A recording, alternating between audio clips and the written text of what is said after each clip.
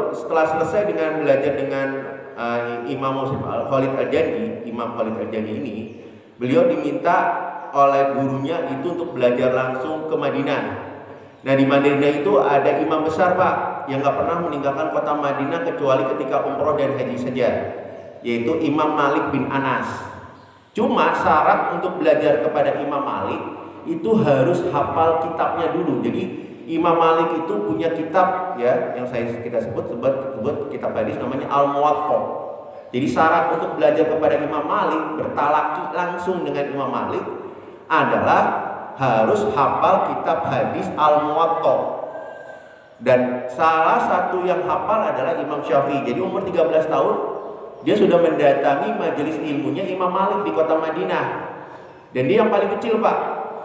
Bayangkan, Al-Quran hafal, kemudian kitab hadis hafal, Pak.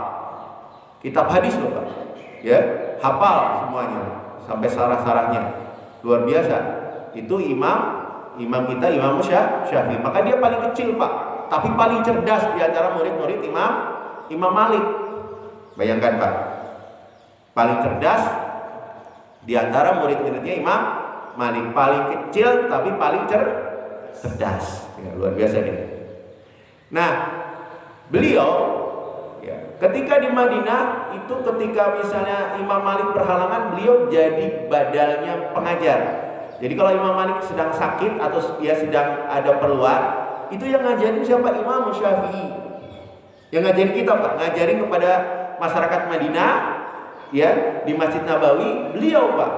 Jadi ketika Imam Malik berhalangan, Imam Malik sudah menyerahkan untuk mengajar beliau ketika beliau berhalangan adalah Imam Syafi'i. Dan luar biasanya Imam Syafi'i, Pak, ketika berada di Madinah, dia tidak pernah berbeda pendapat dengan gurunya. Selama Imam Malik belum masih murid sebagai Imam Malik, maka dia ikut pendapat Imam Malik.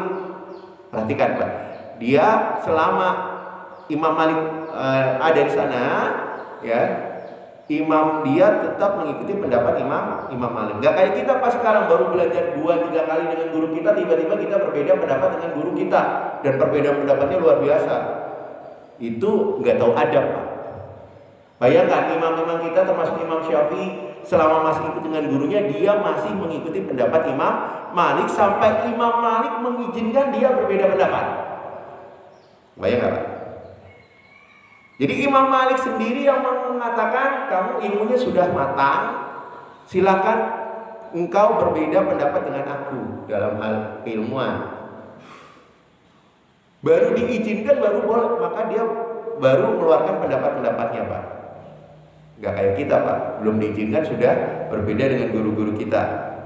Gurunya Syafi'i, nggak taunya dia ngikuti pendapat lain. Ya, gurunya mazhabnya Imam Syafi'i. Guru-guru kita rata-rata pendapat Imam Syafi'i, tapi ketika